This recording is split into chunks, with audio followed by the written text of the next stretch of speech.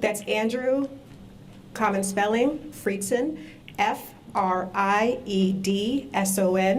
Councilmember Will Jawando, that's Will, common spelling, J-A-W-A-N-D-O.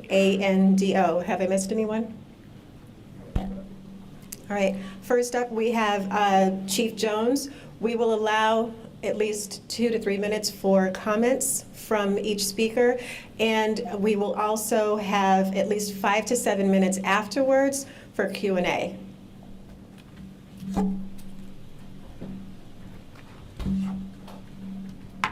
So good morning.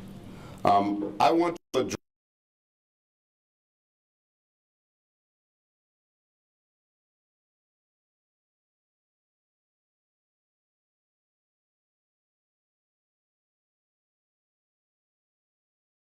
the critical importance of vigilance and community involvement in preventing potential tragedies. I commend the collaborative efforts of the Montgomery County Police Department, the Federal Bureau of Investigation, the Rockville City Police Department, and Montgomery County Public Schools, as well as Montgomery County Health and Human Services. Thanks to their swift action and cooperation, a potentially catastrophic event was prevented. I want to take a moment to stress that there was considerable patience conducted by all involved, to include our investigators, before making any rash decision in this particular manner. I want to stress that we've been working with Montgomery County Public Schools for several years. And in the midst of our working with Montgomery County Public Schools, it's not our goal to make an arrest in every case of a threat. In fact, this school year alone, we have received 140 threats to our schools in Montgomery County. In those particular instances, particularly when it comes to either the threats of shooting or the threats of a bomb, when we have identified said students, our officers will make a visit to the family residence, speak with the parents as well as the student, to make sure that there is no way or that the student is not capable of carrying out said threat. In those cases, no arrests are made. Those cases are then referred back to the school system for any further discipline which they may incur. But this case is different. This case is entirely different, that takes it to a different level. It was a concerned witness who brought this matter to light by reporting the suspect's manifesto to authorities. This underscores the value of community engagement and the see something, say something approach. Preventing violence in our schools is a top priority, and we are committed to ensuring the safety and well-being of our students and staff. We encourage anyone who has concerns about safety to report them right away. In the wake of this incident, we want to remind students, parents, and staff that support services are available for anyone who may be affected. We must continue together to foster a safe and neutral environment for everyone. While this incident was thwarted, it serves as a reminder that we must remain vigilant and proactive in preventing acts of violence. So I want to give a little bit of a timeline, because as you all know, that this was an extensive investigation.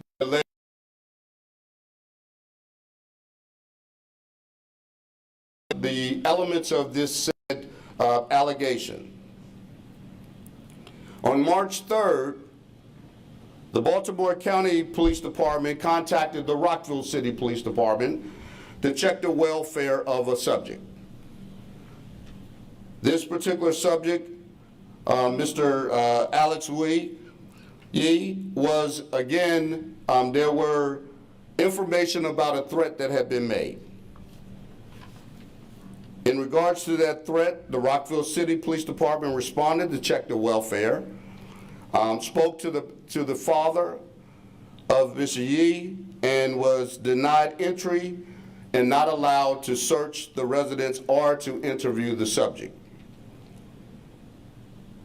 On March 4th, the Rockville City Police Department notified the Montgomery County Police Department's Community Engaged Division. And at which point in time, our crisis intervention team began an investigation on Mr. Yee. Based upon the information that had been received,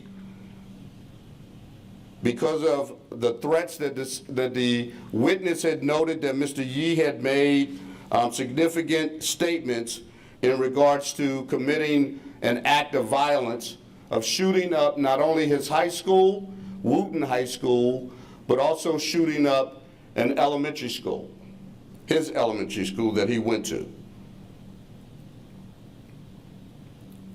We have been made aware of this, and therefore, after finding out about this particular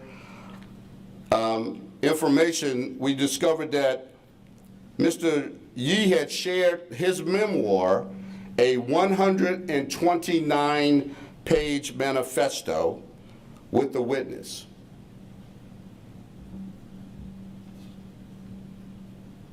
After the visit by Rockville City Police, Alex Yee allegedly rescinded his friend's access to the Google document containing that manifesto.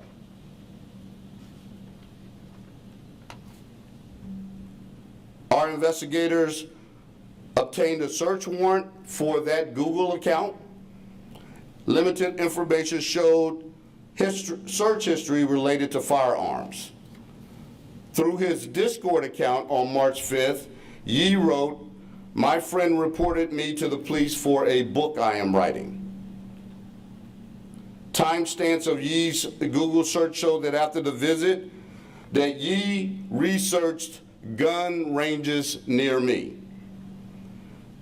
He also researched minimum age to enter a gun range. And he also obtained written and verbal descriptions of AR-15s. He also looked up the book Forgive Me, which is a novel about a high school student who plans to shoot his friends and then kill himself. During the execution of the warrant, officers were able to read Yee's manifesto, which Yee alleges is fiction.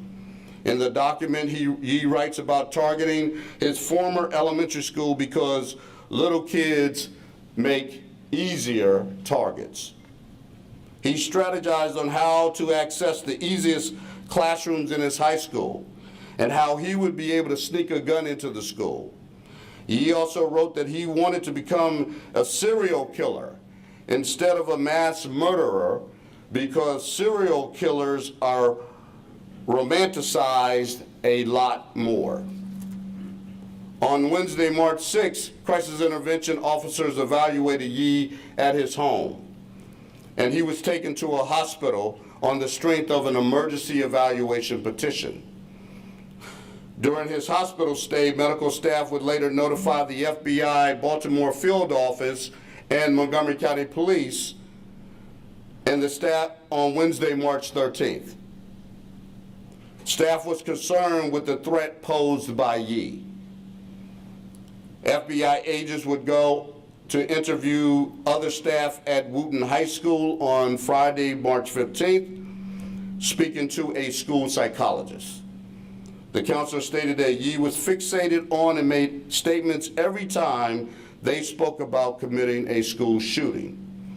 Even after being removed from the school, Yee said that he could do something at graduation because he lived close to the school.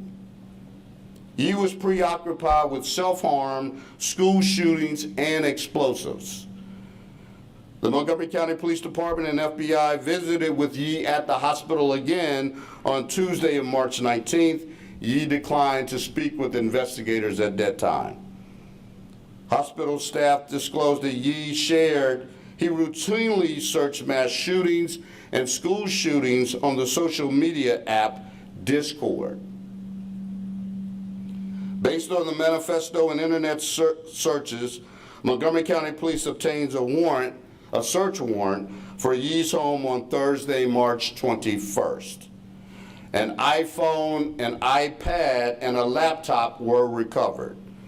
Messages on the Discord app revealed conversations involving the Columbine shooting and similar school shootings, as well as drawings depicting shootings were found on the iPhone. Searches on Yee's iPad, cell phone, and computer revealed searches for 2023 mass shootings, Sandy Hook shooting game, Parkland shooter sentence, and what counts as a terroristic threat, and more. As a result of the investigation, the Montgomery County Department of Police, Community Engagement Division, Crisis Intervention Team coordinated with Montgomery County Public Schools to increase security at schools, particularly Wootton High School. And based on this evidence that was gathered in consultation with the Montgomery County State's Attorney's Office under the direction of the State's Attorney John McCarthy, an arrest warrant was requested and obtained on April 16th. Yee was taken into custody on Wednesday, April 17th. Again, I want to stress the importance of collaboration. It is important in our community, and these are very difficult decisions to make. We know that we have individuals who are troubled in our community, even our young people. But it is our role in public safety to make sure that these individuals get the necessary help that they need in the times of crisis. And so again, I want to commend all who were involved, who took the necessary steps, and who had patience, who didn't rush to judgment, and who, again, with other partners and experts who are in this field to make the decision, the more difficult decision to arrest Mr. Yee. So at this time, I'll turn it over to Mr. Eldridge. So thank you all for coming out today. This is really an important incident and a very troubling incident, and it reminds us of the importance of being aware of what is occurring in our community, and also the importance of being supportive of each other in times of distress. The situation detailing the plans for mass violence against our schools has understandably caused anxiety within the school community, because since this is something that has happened before, it is not unreasonable for people to have fears about what could happen if it occurred here and it occurred here again. And I want to thank the swift collaborative efforts between law enforcement agencies, including Montgomery County Police Department, Montgomery County Public Schools, and the FBI that helped prevent this potential tragedy from unfolding. And it's a young person has been charged with a very serious offense of threatening mass violence. I'll say, we know that Al-C struggled with significant mental health challenges, including homicidal and suicidal ideation, over an extended period. And I hope one of the things that comes out of this is a look back on how early did we know that he was either expressing suicidal or homicidal ideation, and when did we begin intervening? It's kind of a statement on the state of mental health within this country. There just are not adequate facilities or practitioners to deal with the mental health issues that exist in our community. And he clearly had mental health issues, and I think it would be worth our while to figure out, when could we have known, or when should we have possibly intervened because we may have intervened at the right time, but at a very late time in the process. So hopefully this will lead us to look deeper into what we do for mental health supports.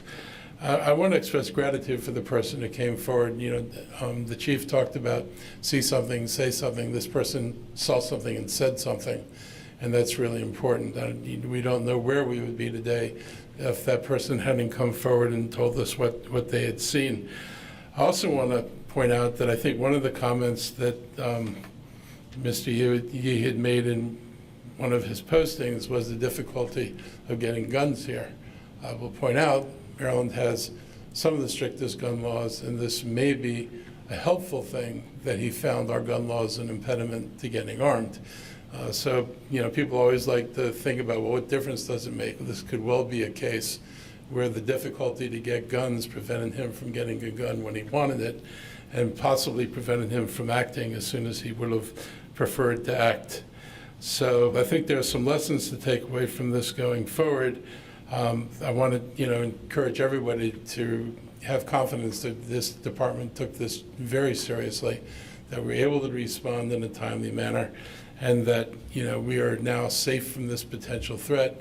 But it's a reminder that we have to continue to remain vigilant to things like this. It's unlikely this person is the only person thinking about these things. And I think we all know that. So the vigilance and the cooperation from people in the community is really important. It's certainly important that, people's friends, when they see a friend going down a very dark path, have the courage to come forward and let us know, let authorities know, whoever is in an authoritative position, that they're fearful of what somebody might do. Not because they want the person punished, but because they want the person helped. And so I'm really grateful for everybody who played a part in this. And we're going to continue, obviously, that will be prosecuted. And I hope that we learned from this incident. We don't want these things repeating themselves. Hopefully it inspires people to make more investments in the mental health of our community, because I think we've identified this as a lacking space for a long time. This could be a wake-up call that we need to take it more seriously now. Thank you. Next, we'll have Special Agent in Charge Bill Del Bagno, followed by Brian Hull, the Chief Operating Officer from Montgomery County Public Schools. Thank you very much. I'm Bill Del Bagno. I'm the Special Agent in Charge of the FBI Baltimore Field Office.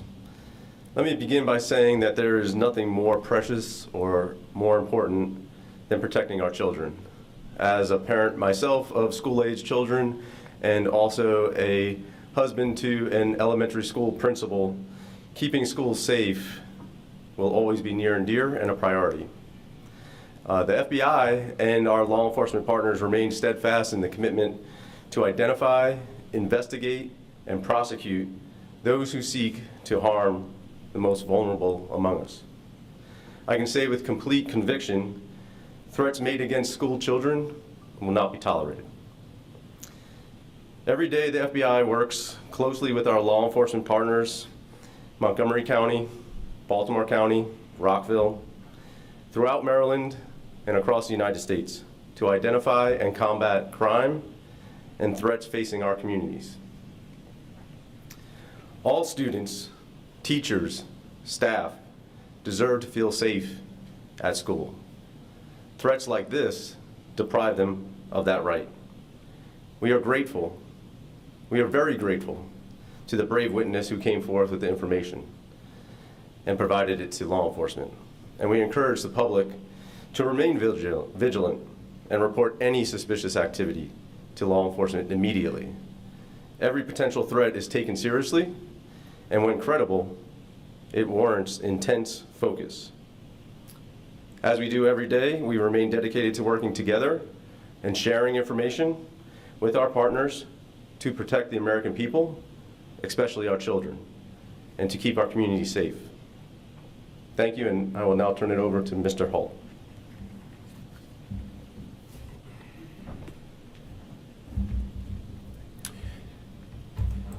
Thank you, Special Agent. My name is Brian Hall. I'm the Chief Operating Officer for Montgomery County Public Schools. I first wish to say the charges made yesterday against one of our students are very serious and alarming, and I wish to show my deep appreciation to all the adults who have come together, identified this concern, and moved quickly to address the matter in the best possible way. We value and appreciate the close collaboration between MCPS Security and MCPD, along with the FBI, in this matter. This collaboration is an example of shared commitment to identifying and addressing potential threats with due process before they materialize. In recent years, schools have played an increasing role in helping students cope with the challenges they face and the need to provide safe and supportive learning environments for them to learn and grow. As such, the school staff and our central services staff partnered directly with the police as they conducted their investigation, as is our process when serious matters such as this must be addressed. Again, thank you, Chief Jones, to your team and all your allied police partners for supporting Montgomery County Public Schools through this. To our MCPS parents, especially those in the Wootton High School community and nearby schools, I want you to know that we have supportive resources in our schools for students and school staff who may need to talk through and process this incident. Professionals such as our psychologists, social workers, and counselors are available for support. Also, through our central office and school security teams and our police partners, we continue to have an enhanced security presence at these same schools in the coming days. This is a police matter, and student privacy rules prohibit me from saying much more than this.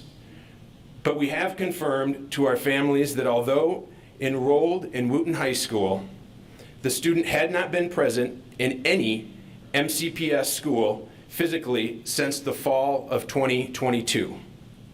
The student has been taking online classes and accessing our school staff as necessary, remotely, ensuring priority. It is a daily commitment of all MCPS staff and leadership. Thank you.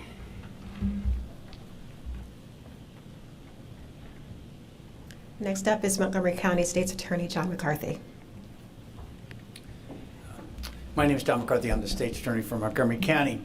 Alex G., who lives in Rockville, and we're essentially really in Rockville today as we're standing here, was charged on March the 3rd of this year with threats of mass violence.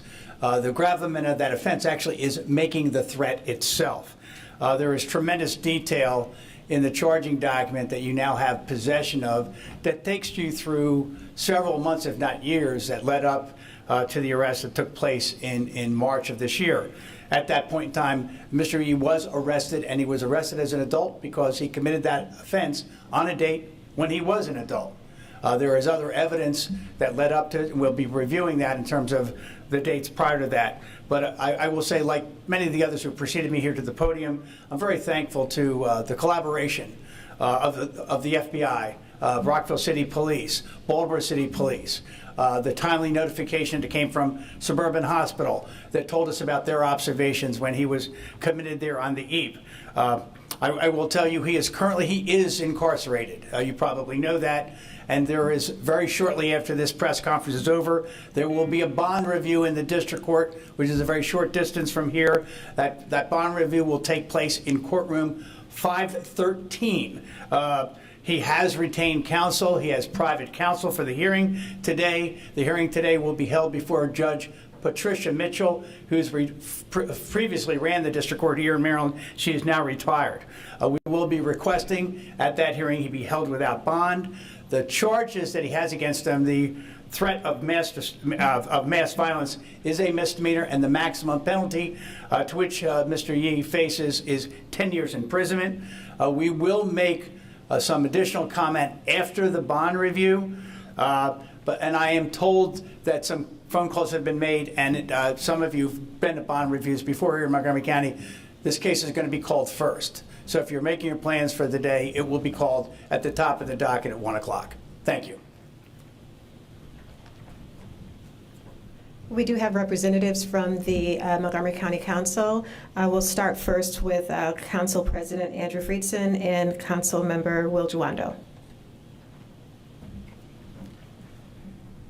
Good afternoon. I am grateful to be here under these circumstances and not far worse circumstances, although nobody is pleased to be here given the nature of the circumstances that we're here to discuss.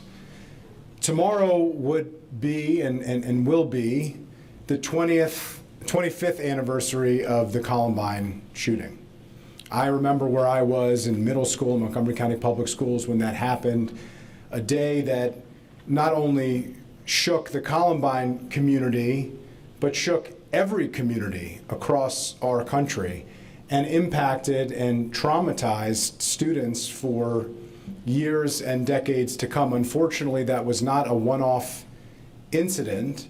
We have seen school shootings since then, and I am just deeply grateful that because of a brave witness who saw something and said something, because of the impressive coordination between our police department here, the Montgomery County Police Department, Municipal Police Department in Rockville, the FBI and federal authorities, the Montgomery County Public Schools, all coordinating together, a similar fate that happened 25 years ago didn't happen at Wootton High School in Rockville, Maryland. We know that dangerous thoughts oftentimes lead to dire threats, and those dire threats can very likely lead to deadly consequences. In this particular case, because of this coordination, because of really effective work, because this was handled the right way, those deadly consequences were avoided. The consequences of which we can't even fathom and can't even possibly imagine.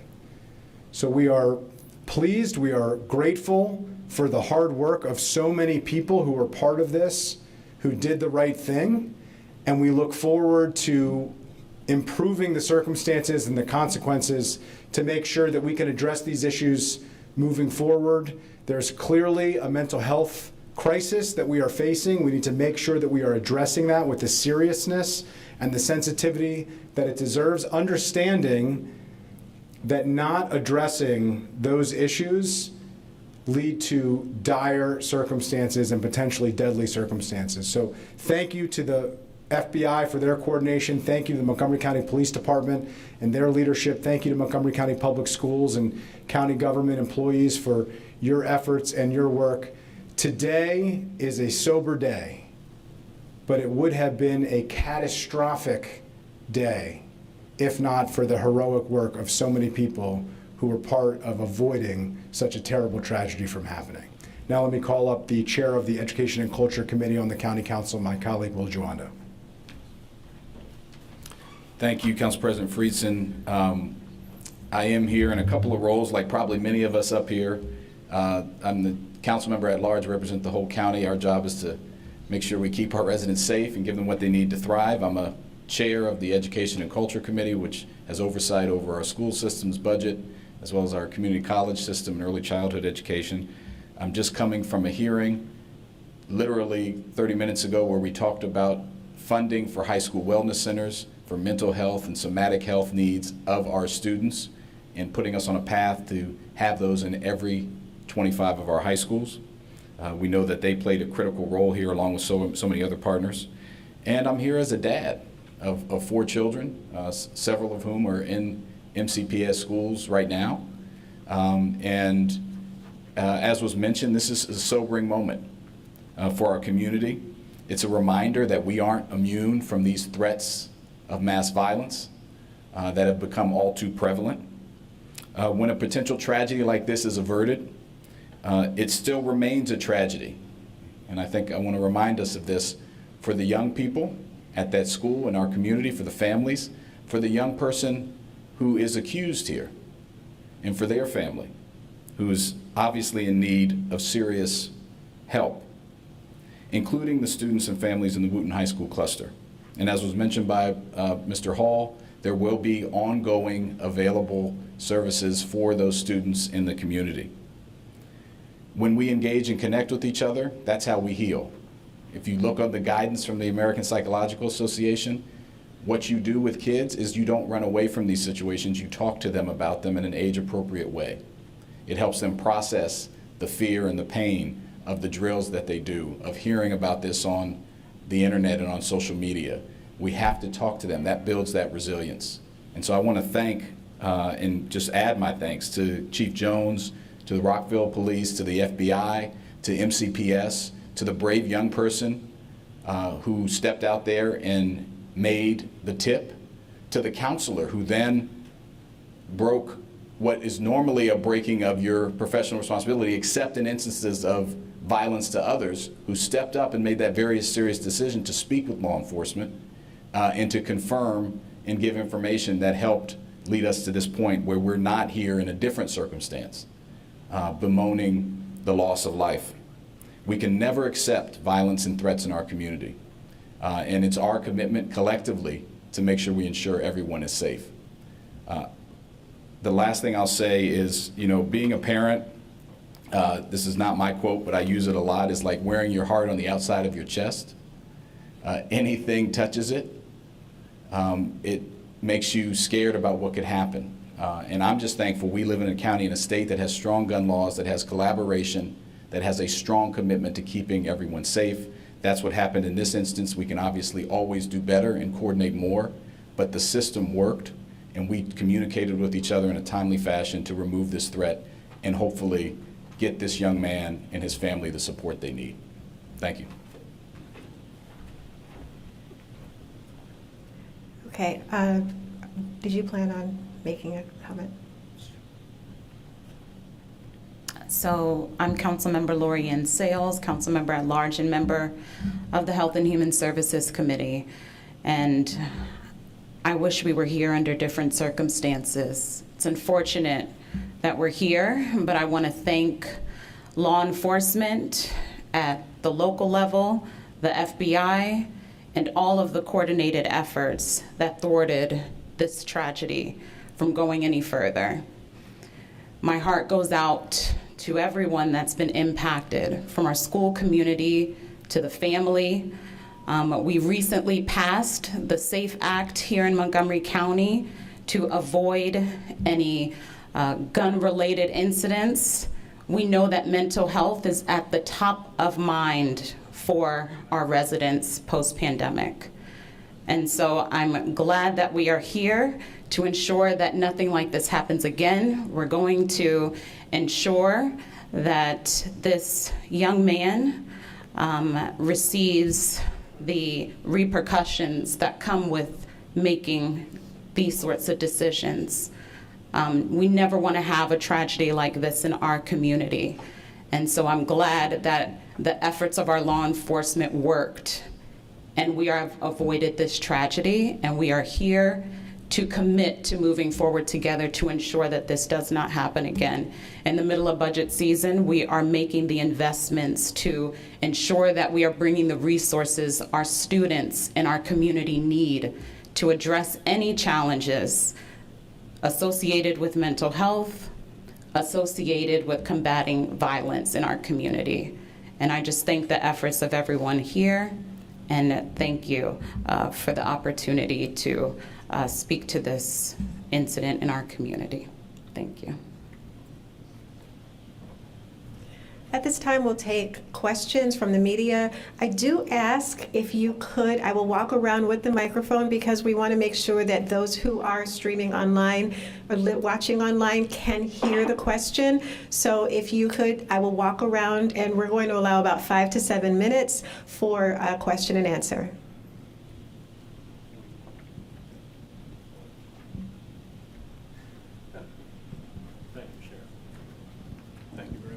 Chief, a couple quick questions. Yes. Question number one, the book made reference to a gun case in a home. Is that fiction? Were there any guns in the home? That's question one. And number two, What role did this anniversary of Columbine play in your decision to act now?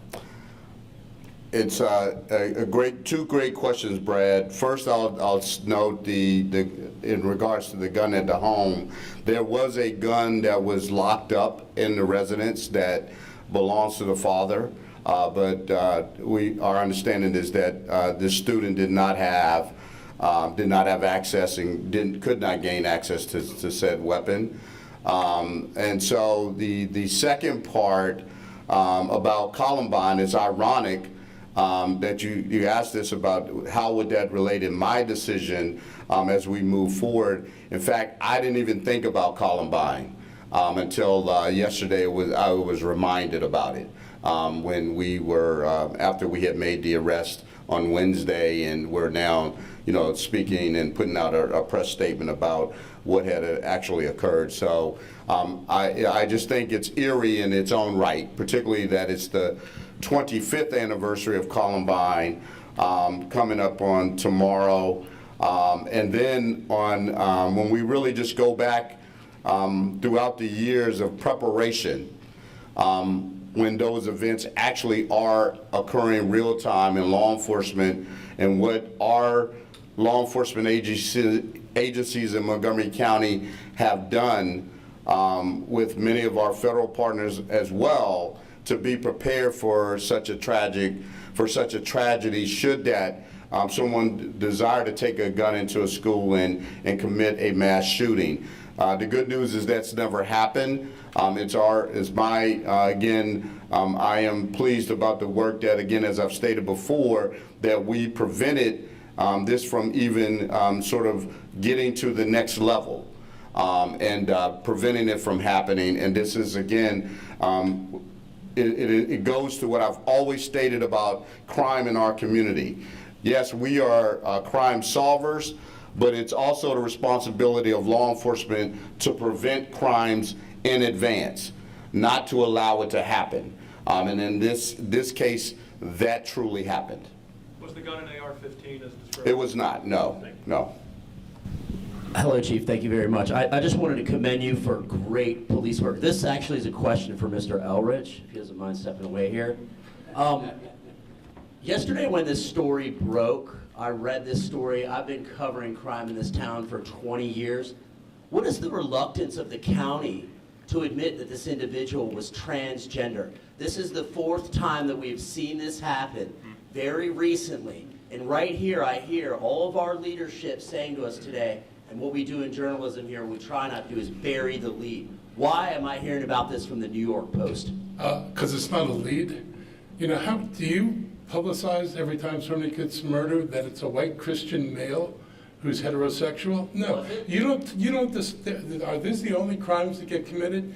You never publish somebody's sexual orientation when you talk about this. Why you focus on it being a transgender is beyond me. It is not a news story. It is not a crime to be transgender, and I'm sorry you feel that way. That's not what I said. The county's If there are any other questions for Mark Elrich before he leaves, because he does have a prior engagement. One question Not for the county executive. Okay, all right. Thank you. Thank you.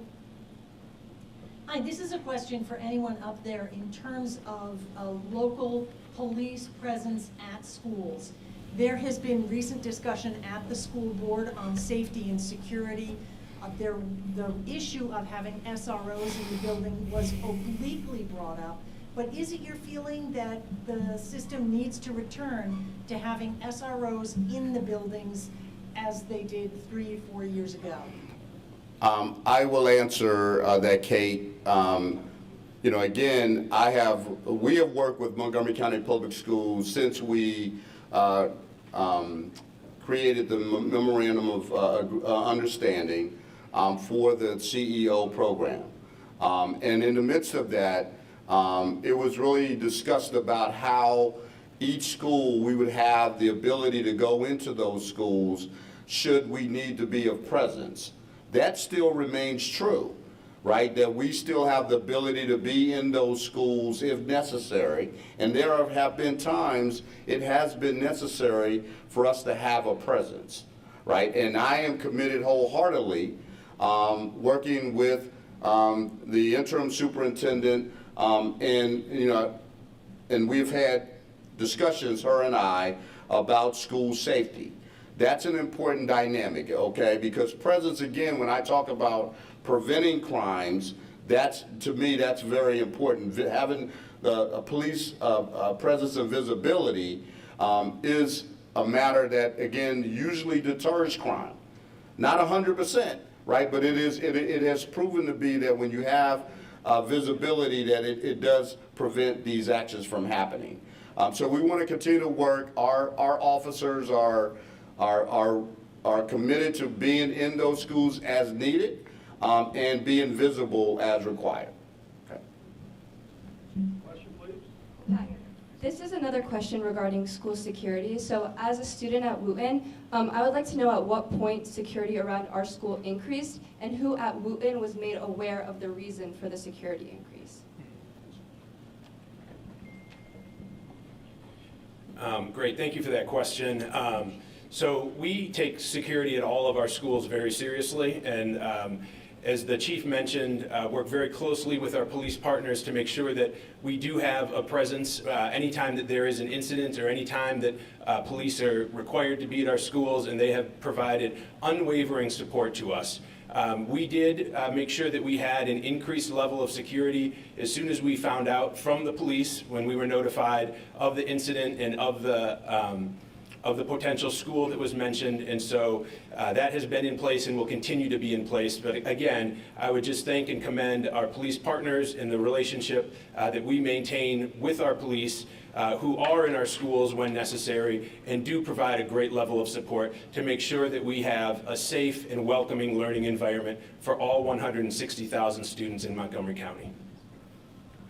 Hello, yes, I have a question. As a candidate running for Board of Education, some parents have asked me to be here, and one of their questions is, elementary schools are an easy target to be seen in Uvalde, Texas, and pages from the would-be shooter. How do you plan to improve safety in our elementary schools?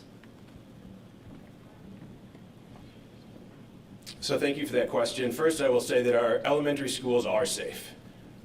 Our elementary schools are very safe, as well as all of our schools.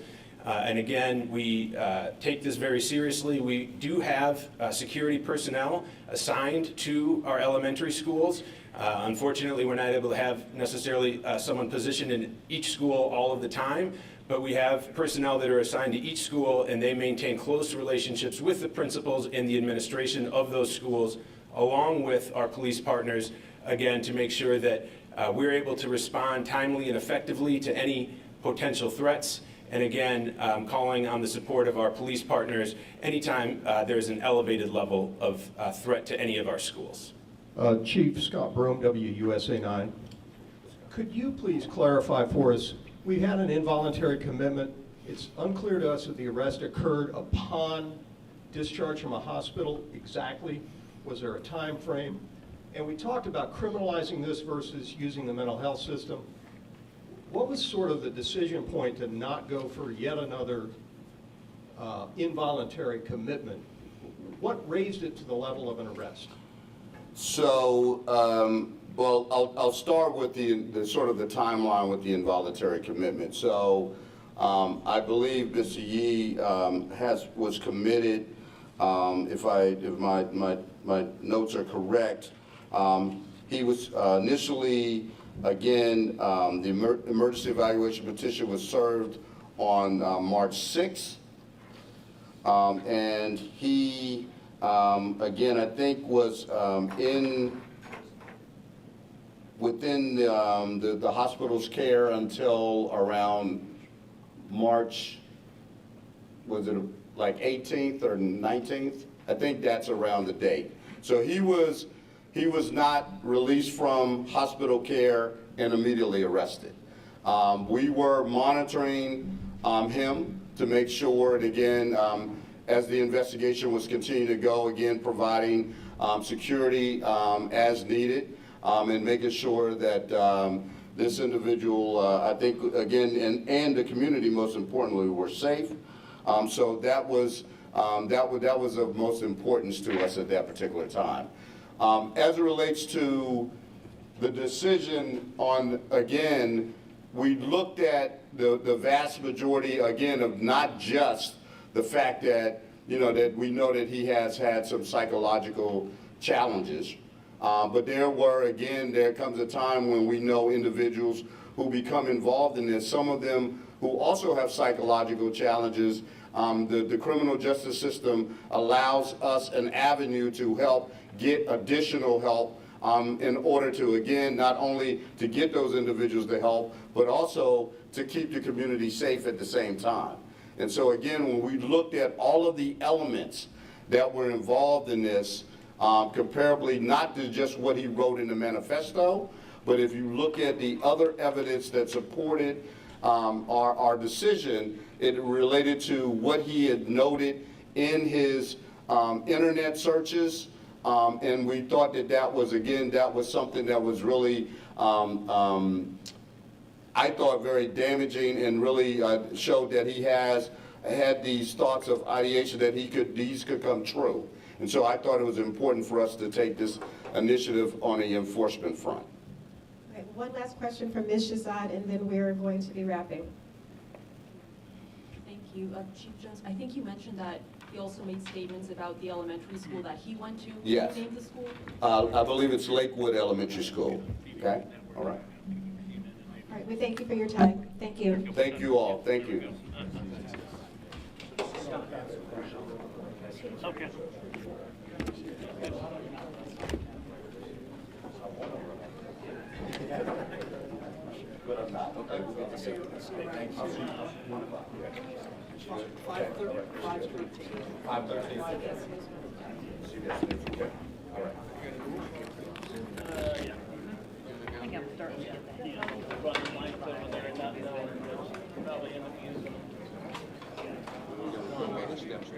Yeah. Oh, yeah.